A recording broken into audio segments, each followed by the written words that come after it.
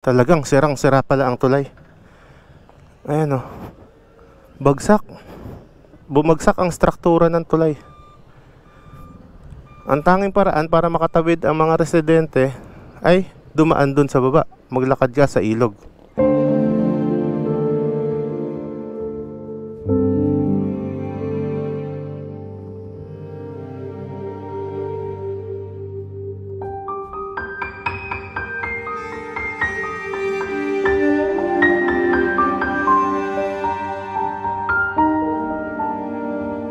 Dito yata ang pinaka-grabe talaga. Sa Rusi, ayan o. Pinasok pati Rusi. Ang laki ng kahoy. Si Jamila, abang tumatakbo, sabi ko na yung iligtas mong buhay mo na yung dahil hawak-hawak ang mga apo ko. Takbo, sabi ko na yung takbo. Kuya, balikan mo muna si tatay. Bumalik, sinalpok ng bato. Ang kakaawa ko dyan, puro bata. Ito, simbolo ng kabataan na walang kamalay-malay sa nangyari.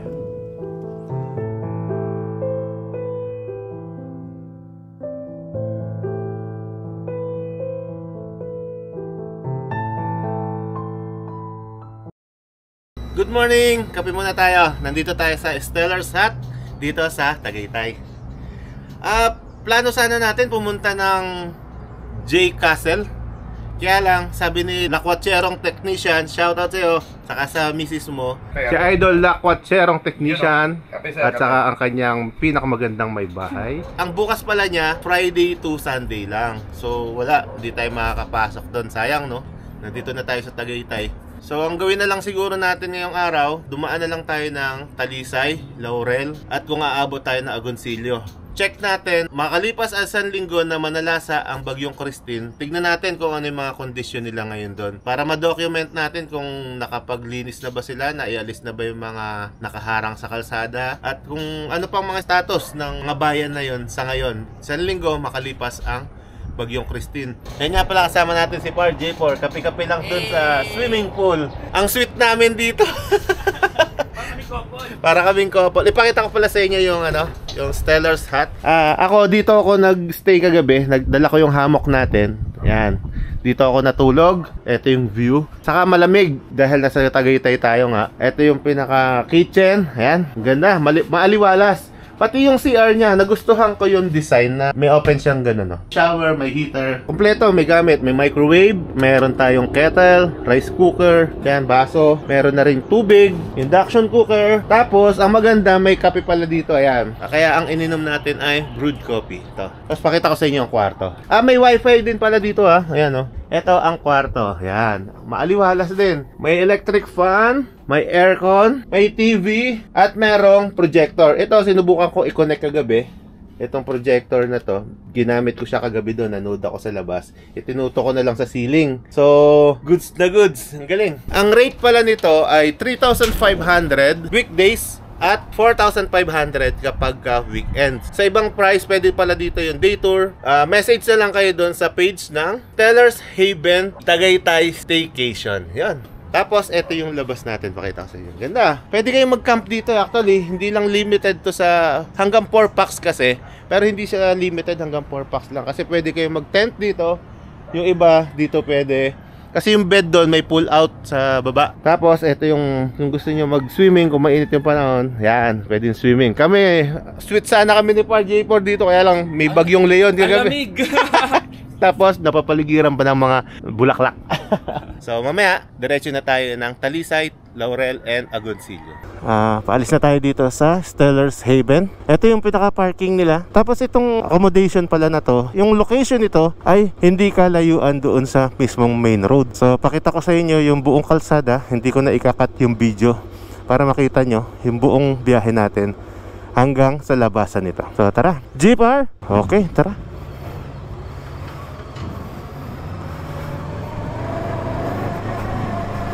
Ayan, medyo paakyat lang siya na ganyan. Tapos kanan na tayo dito. Alright. Nasa naman siya, nasa Google Maps and Waze. Pero pakita ko na rin sa inyo para at least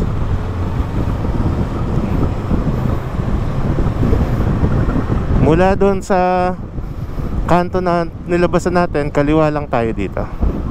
Ito, to Batangas bypass. Ayan o, itong kalsada na to.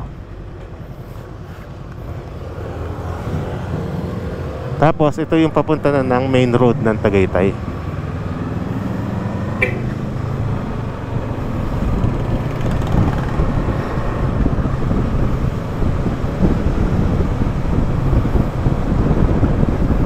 Ayan. So yun, ayan na yung main road. Wala pa tayong 2 minutes o 1 minute lang yata. Nandito na tayo. Mabilis lang. Alright, main road. Kanan na tayo papunta ng Rotonda. Tapos punta tayo ng baba tayo ng Talisay, Laurel, Agoncillo. Tingnan natin kung ano estado nila ngayon doon para ma-document din natin kung kamusta na ba ang lagay ng mga bayan na nasalanta ng bagyong Christine. Isang linggo makalipas ang pananalasa. So ayan, dito na tayo sa Tagaytay Rotonda. Doon tayo sa third exit, yung maliit na kalsada doon sa kaliwa. Tignan natin kung open siya. Ayun no, nakalagay road close. Pero tignan natin kung makakapasok tayo hanggang doon lang sa kung hanggang saan tayo makabot doon.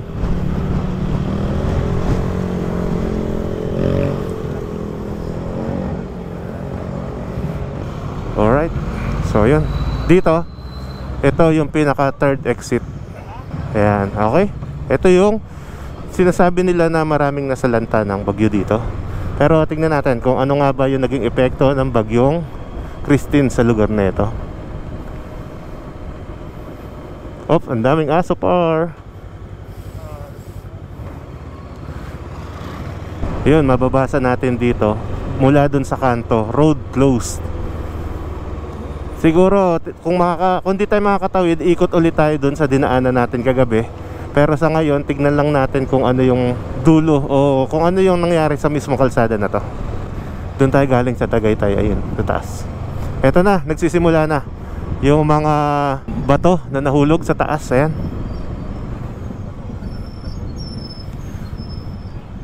Ayan o. Morning boss. Ayun, inaano nila, binabasag nila yung mga bato na nalaglag. Wala tayong nakakasalubong, wala tayong nakakasabay ngayon dito sa kalsada na to. May napagtanongan si Par J4, makakadaan naman pala dito, passable na sa mga motor. So eto na-clear na nila yung daanan.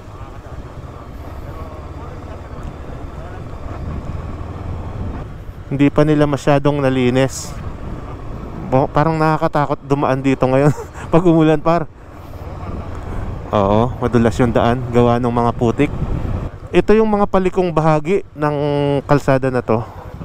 Ito medyo malaki. Ito, sigurado umabot dito yan, kinlear na lang nila. Oo, so nasaraduhan yan. Para ingat, madulas yung putik.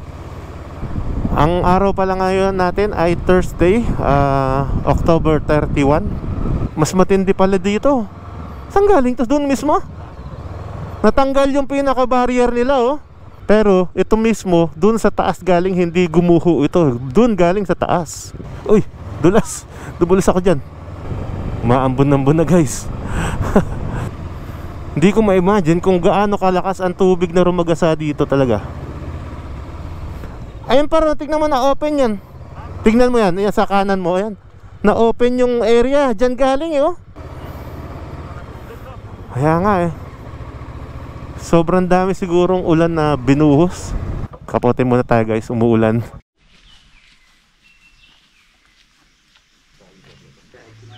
Ayun dito pa lang tanaw na natin yung laki ng landslide na to. Kasya naman yung 4 wheels yata, pero hindi lang kasi advisable gawa ng baka bigla nagsimula na dito par yung yung mas grabing putik. Ay ito ito may mga kasamang bato. Ito pa, mas malaki to. Mas malaking landslide to. Parang itinabi na lang nila to. Nakaharang siguro to dito nung unang araw. Oo, para makadaan lang. Ay, ang daming lupa na bumagsak na to. Ay ito na tanggalan Ang laki ng landslide na to. Ayan Dumiretso na dyan sa baba nito. Grabe. Eto, ang daming lupa rin ito ah. Tingnan natin. Ayan oh. Ang laki ng mga landslide na nangyari dito. Ang laki ng nangyari dito landslide guys oh. Ayan oh, tanggal talaga siya. Sobrang laki. Ayan oh. Dami rin lupa nito. Oy, dulas. Eto pa oh. Ayan oh.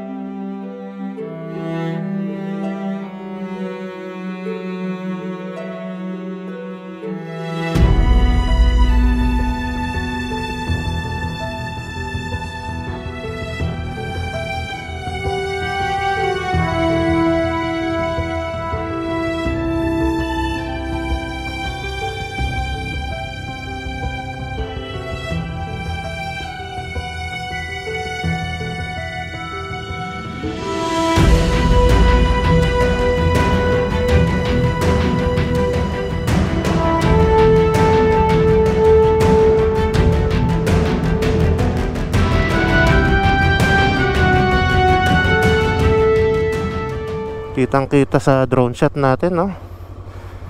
Ang laki ng nasira. Oh, tumbang puno, nakaharang na.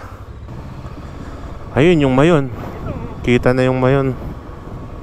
Welcome. Ano na to? Batangas na to. Boundary na. Talisay, Batangas na ito. Op, ingat dito pa. Ayan na. Passable? Thank you. Passable daw, sabi ng mga siklista na galing doon. Dahan-dahan lang tayo guys kasi mahirap na baka magkabiglaan. Mahirap mamreno kasi. I-slide tayo pag bigla tayo na mareno. Morning po. Kamusta po kayo dito nung bagyo? Bumaba po kayo? Naglakad na lang po kami nung gabi. Nung gabi po na yon? Gabi po, nung gabi nangyari yun. Alas 2 po ng tanghali, nagbabaan na po kami dyan, mga 1:30 po, nandiyan po kami. 1:30 po ng hapon. Tayan nyo dyan, mas grabe yun dyan sa baba. Dyan po sa baba na yan. For slide. Para dahil putik. Putik. Kahapon lang ay nararo ng loading. Ay, nararo po kahapon. Di pa nga tapos basta gumawala sila ng daan na madadaanan na. Opo, yung mga dinaanan din namin dito, ganun po eh. Ay, sa pa makita mo. Ano pa sa patatan dito? Kitang-kita namin naman ho yung, dahil ang aming bahay, ito po, tapos ito po yung ilog. Ang laki talaga ko po. Ganun talaga yung ano. Grabe ho eh, mga batot, mga troso eh. Ngayon nyo lang po naranasan dito yun? Ngayon lang ho, tapos katao ho namin.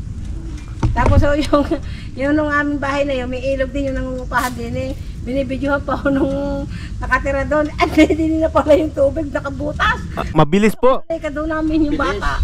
Mabilis ang pagkakaano talaga. Ang dami namatay din eh. Ay, ganun po. Saan party po? 20 ang namatay dito sa amin. Sa amin po, sa palok mismo. Sa Palok mismo? Oo. Sa Laurel eh, kulang-kulang 50 yata. Yung namatay po? Dami. Ay, sige po. Salamat po.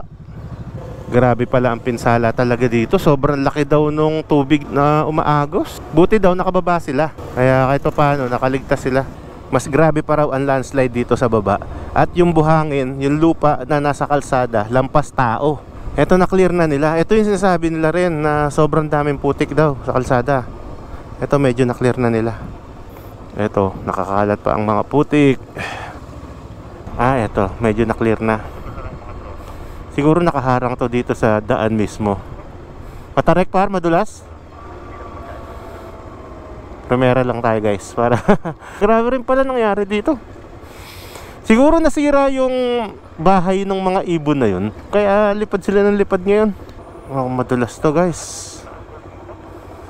Madulas. Oh. Ay, grabe yung taal. Ayan oh. Yung pagbaba natin na yan, pagkanan, yun yung tinasabi nilang Barangay Sampaloc na lampas tao yung naging putik sa kalsada. Ayun, kita natin dito guys, tignan nyo yung epekto dito. Ayun sa baba nito makikita nyo yung epekto. Ayun yung mga kahoy, mga inanod ng baha. Ayan. Tara, tignan natin sa baba. Ang malaki naging problema daw talaga nila dito, yung malakas na agos ng tubig kasama ng mga putik. Ito na yung palabas. Ito, yung pagkanan dito raw yung Barangay Sampaloc.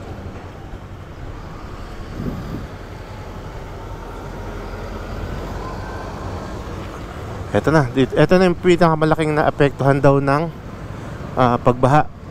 Ayan, oh, ang daming mga lupa nga sa gilid-gilid. Tapos maraming truck na naghahakot. Ay, yung school, oh, lumubog talaga. Yan, ang dami. May kuryente na kaya dito ngayon? Yung mga bahay-bahay, ayan, talagang lubog sila. Hanggang ngayon naglilinis pa sila. Sa lahat ng nadaanan natin, dito ang pinakagrabe ang makikita natin na naapektuhan. Ayun, no, sa loob ng bahay pumasok talaga.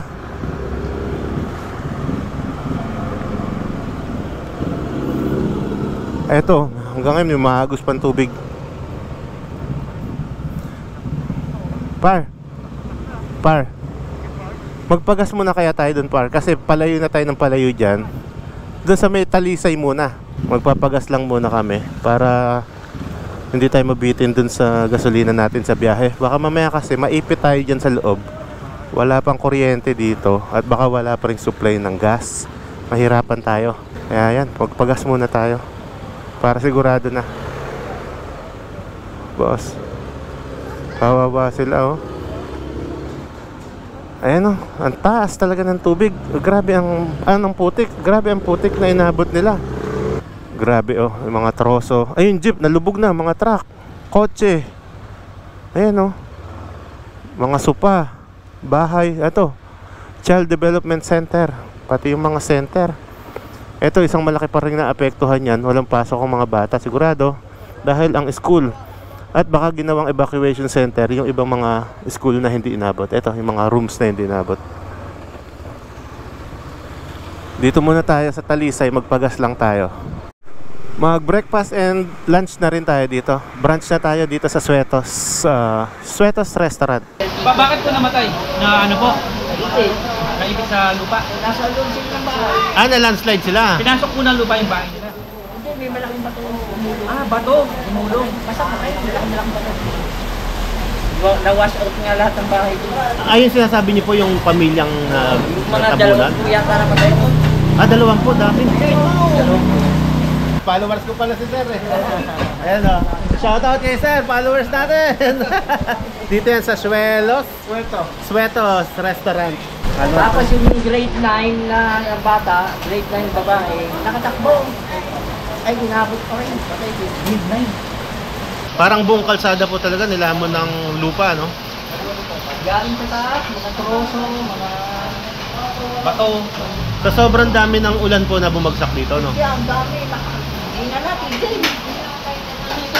Tuloy-tuloy yung ulan. Kasi kasama kami. Kaya lumambot na lumambot yung lupa. Lalo yung isang pamilya, yung mayatang anak, nakaasawa, magkakatabi sa kama.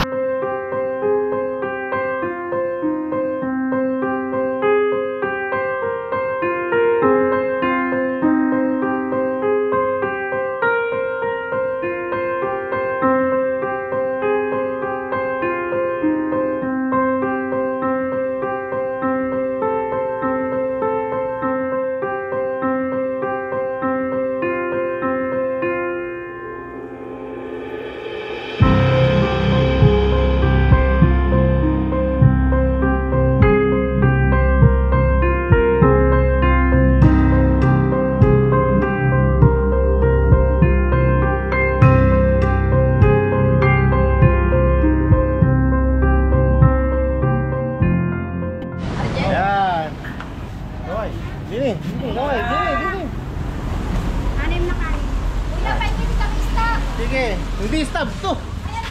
Sticker.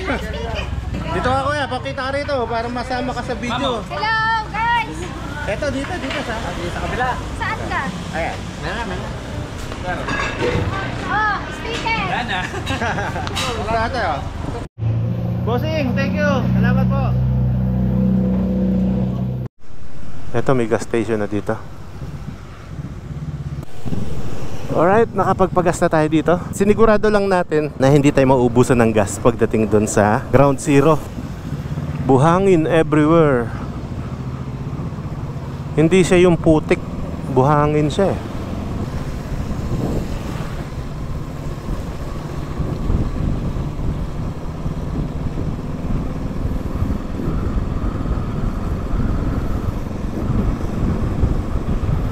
Ayan, pabalik na tayo dun sa Sampaloc at papunta ng Laurel.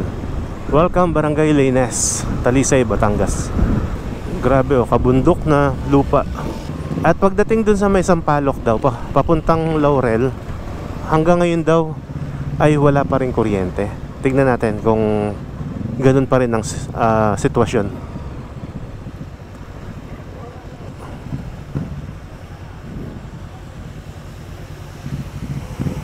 Oh, may ATM pala sana dito. Ano yun? ATM. Kaya lang, sarado na. Welcome Barangay Sampaloc. Ito yung pinaka ground zero ng pagguho ng mga labis na naapektuhan dito sa Talisay. Ayun hanggang ngayon tumutulo pa yung mga tubig dun galing sa school. Tulong-tulong ang mga kabataan para linisin itong school nila. Ayan, mga SK.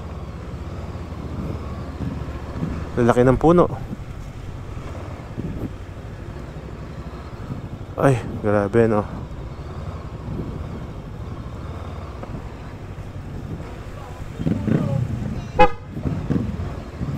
Ayan no, yung parking niya natabunan na. Ayun, Alphamart. Eto, mga mother leader.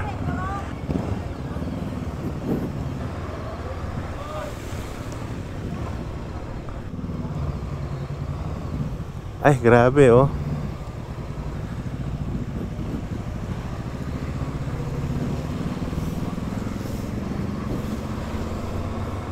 Makita mo, abala ang lahat, abala ang karamihan sa paglilinis, sa pagkukumpuni at sa mga ibang gawain para makabangon sa pagkalubog nila dito sa baha at putik, lupa. Ayan o, tubig. May libre silang tubig, yung backwash ng mineral station, pinamimigay nila. Eto, mga nalubog naman. Nalubog sa tubig ang mga motor. Ayan, todo linis sila. Yung fire department, eto, fire truck, namimigay ng libreng tubig para sa mga panlinis ng mga bahay nila. Magagamit nilang panghuga sa bahay, panlinis, panluto. Ayan. Eto, mga nalubog sa baha. Ayan o. Ayun pa.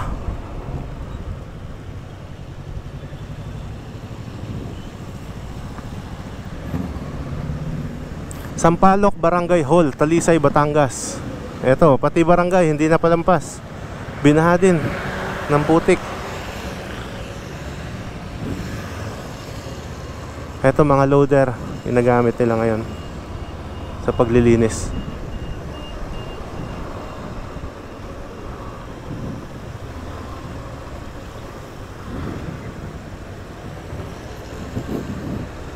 Ay, grabe yung Fortuner oh.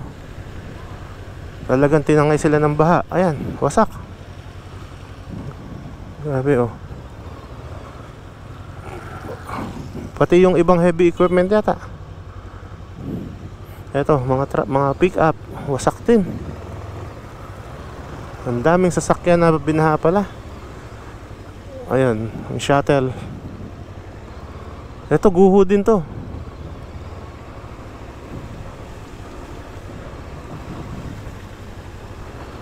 Ito yung loader na ginagamit nila na malaki, pang clearing ng kalsada.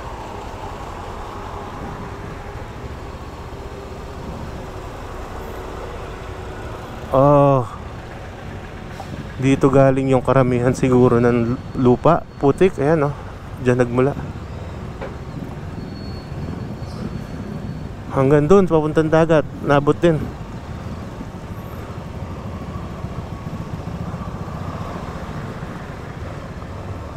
Pati mga kahoy, ang lalaki oh, nasa kalsada na.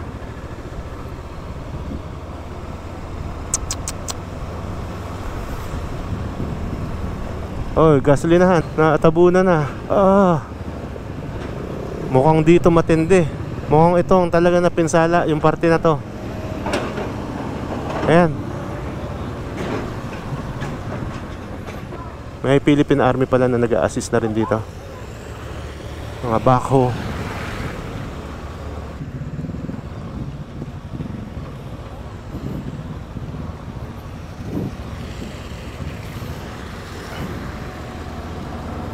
Meron daw kasing natabunan dito na 20 katao, may 40, meron pa nga daw isang buong pamilya. Yung ama, yung padre de pamilya, nasa Palaot siya. Dito kita yung pinsala sa bundok na yun, no? Yung pinaka landslide niya. May mga pagguho po ba dito sa loob? Doon po. Par dito daw. Oo. Oo, yun po. Ang pare po dito. Pero yung nag-uupo, yan po sa may, makikita niyo po yung may, yan yung kantong na yun, may lilahan. Ayun pa, paangat po doon. Salamat po. Yun daw, andun daw yung naguhuan. Dito na-clear na nila yung kalsada. Halos konti na lang yung mga lupa. Ayan, sinasakay nila dun sa mga truck. Ay, eto. Ay, grabe pala ang epekto rito. Eto, oh. Eto, papasok tayo sa kanto kung saan maraming yung may pagguho na sinasabi. Ito yung kanto na to. Pasukin natin. Ay, ito, oh. Grabe putik. Makarana po. Makarana kuya. Ay, ito, oh. Ay, grabe yung kotse. Wasak talaga. Ayan, oh.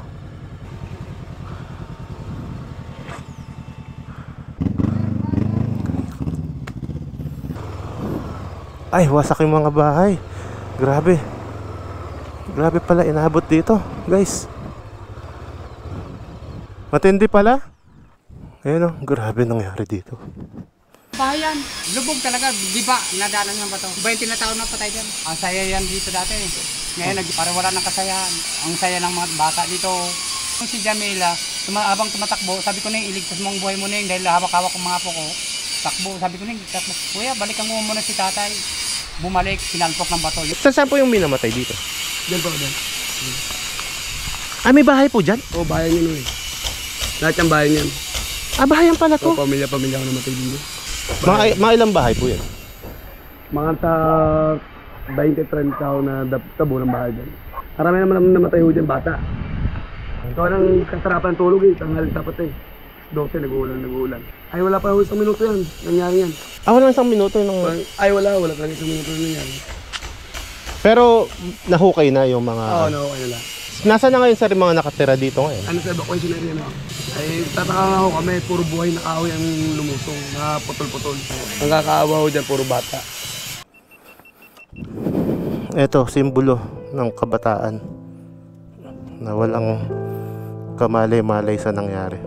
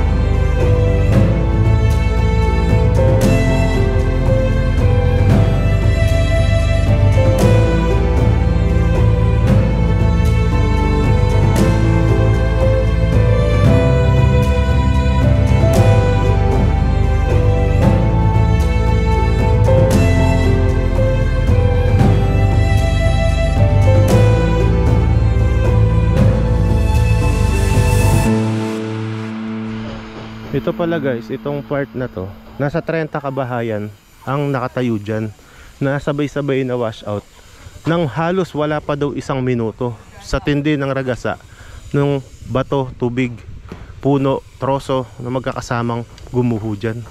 Kaya maraming namatay dito sa parte na to. Tara guys, akyatin natin yung lugar na to, silipin natin. Dito mismo sa kinatatayuan natin ay dito nakatayo yung mga bahayan na wash out. Ayan o, mga gamit na nagkalat. Ayan dito, grabe oh.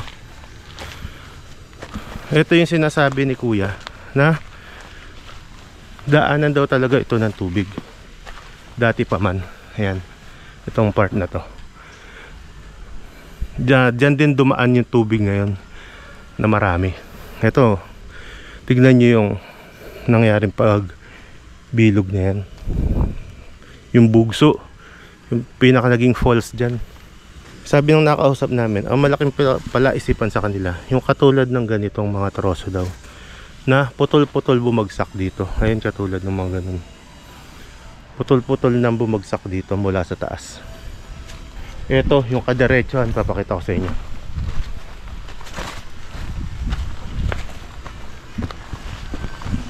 Ito yung kadiretsuhan nung niragasa ng tubig at ng mga bato kasama ng mga troso.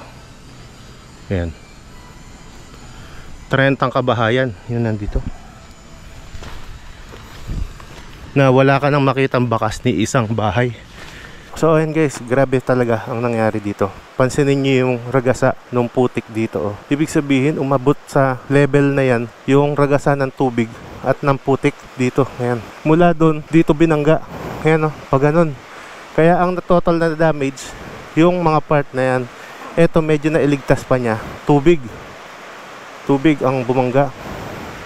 Pero pag tinignan mo kung saan nanggaling dito papunta doon sa pool ang mga bahay na to, yung mga bato, lupa, yan ang mga pumasok sa mga kabahayan. Ito mga nilisan na ng mga tao.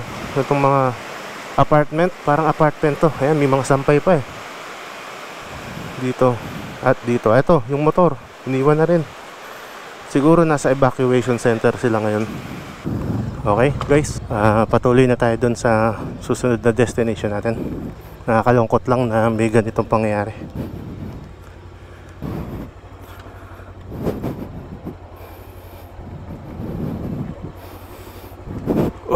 Dulas.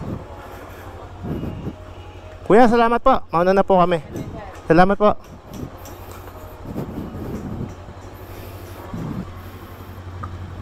Okay, balik na tayo dito sa highway. Yes, par. Hello. Para makita ka. Alright. Nag-soft drinks lang kami doon. Ang init kasi kahit walang araw. Yung bundok doon kaano pa rin dito eh.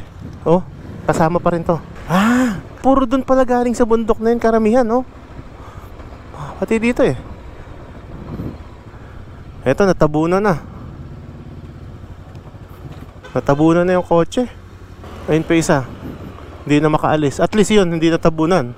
Hindi lang siya makaalis. Oh, boss, grabe nangyari sa inyo, boss.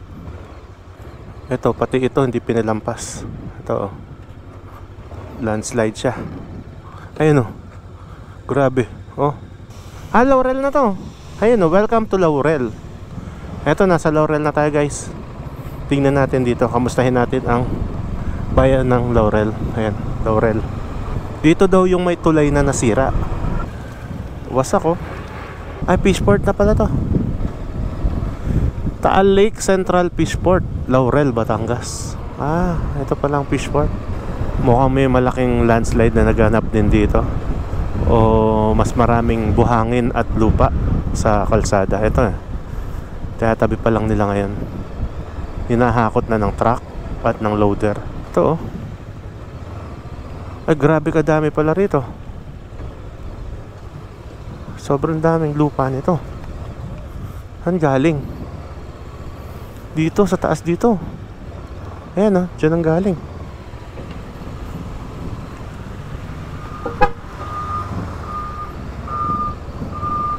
Ang dami. Galing dito sa taas, sa kanan natin. Ayun, At ang laking bato nito. Saan dumaan tong malaking bato na to? Grabe naman to. Ayun, Help in motion. Parang relief operation. Eto, may disaster response food truck. Yun, buti sila meron ganun. Philippine Red Cross. Philippine Red Cross pala. So yun, sabi ni Kuya, yun na pagtanungan natin, diretso lang yung tulay na gumuho. Tingnan natin yung estado. So ayan guys, unahin nating puntahan muna yung Black Wall bago tayo dumiretso dun sa may tulay na naputol dito sa Laurel. Tignan din natin yung estado ng bundok na, yung Black Wall, yung daan sa ibabaw ng bundok yun Kaya mga loader ang kailangan talaga, katulad nun, nakasakay sa truck. So tara guys, punta na tayo ng Black Wall. Ito yung kanto, papasok ng Black Wall. Ayan pa, dami pang mga putik, lupa. Ito pala, Tagaytay. Tagaytay itong part na to, di ba? Ayan, Tagaytay. Ito na ang bumungad sa atin dito. Mga guho ng lupa at bato. Yung isang parte ng kalsada. Hello.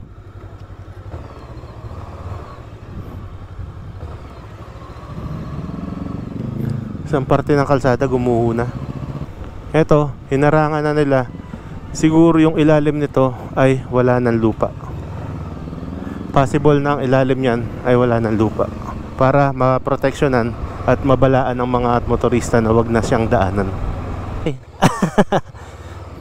Bye bye boss, thank you. Okay, tara, nagpahinga lang kami dito kasi umulan Ngayon, diretso na tayo dun sa Black Wall. Warning, uphill and zigzag road. Ito. Matindi rin pala ang landslide dito. Yan.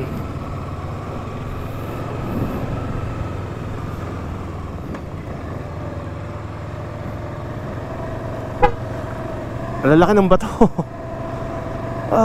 Ang lalaki ng bato. Ayan may mga mahuhulog pa dun.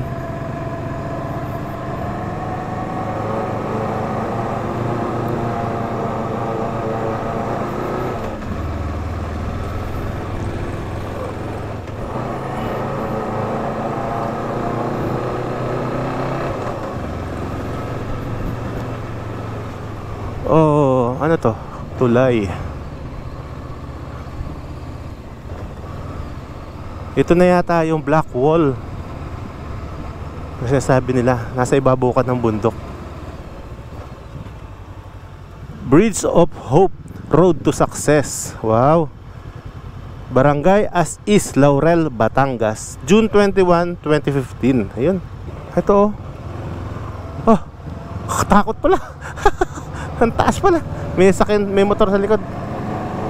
Ayun yung taal guys So yun lang pala. Nakita natin dito na yung kalsada niya, halos kalahati na lang yung madadaanan. Ang nakakatakot lang, yung ilalim kasi niya kapag nagpatuloy pa rin yung ulan, may tendency na gumuho pa yung kabila. Wag naman sana, di ba? So yun, tara, balik na tayo. Tignan naman natin yung tulay doon sa Laurel na naputol. Gumuho siya. Nakatakot lang. Grabe din pala dito dami ring mga putik na natangay dito. Nakabalik na tayo dito sa highway ng Laurel. Diretso na tayo patungo ng bayan. Dito nila tinambak yung mga lupa na nahakot nila. Ayan eto na yung pinakabayan nila. Daming mga puno troso. Talagang binaha ang kabayanan. Ayan ang munisipyo nila. Puspusan ng paglilinis, pagsasaayos. Ito pa.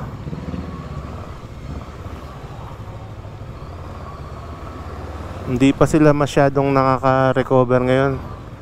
Ngayon pa lang. Hanggang ngayon ay naglilinis pa sila. Mas grabe!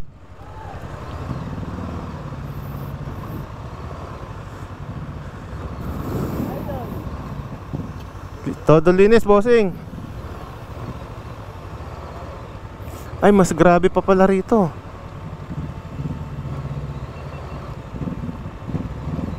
No?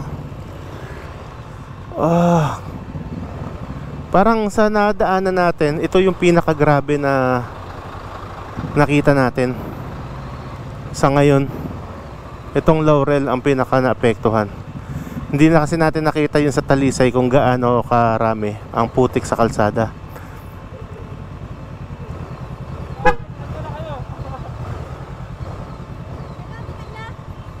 Hello po. Anong daan dyan? Ay, wala po ba?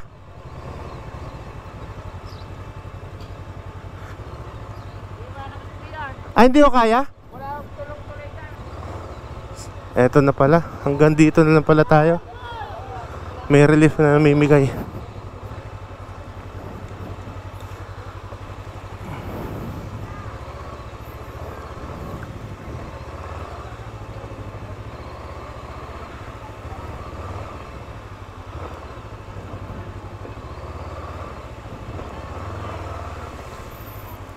Dito yata ang pinakagrabe talaga. Sa Rusi, ayan oh. Pinasok pati Rusi. Ang laki ng kahoy.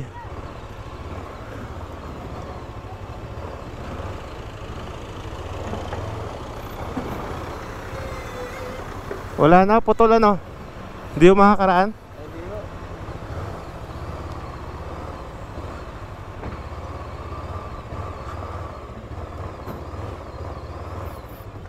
Eto guys, ang nasirang tulay. Tingnan natin. Talagang sirang-sira pala ang tulay. Ayan o.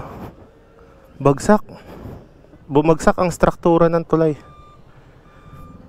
Ang tanging paraan para makatawid ang mga residente ay dumaan dun sa baba. Maglakad ka sa ilog. Ayan, ang dami. Eto, ibig sabihin na puno ito. Yung pinaka ilog niya, ayan o, napuno ng lupa at buhangin na galing sa bundok. May truck pa dun na sumadsad na dun.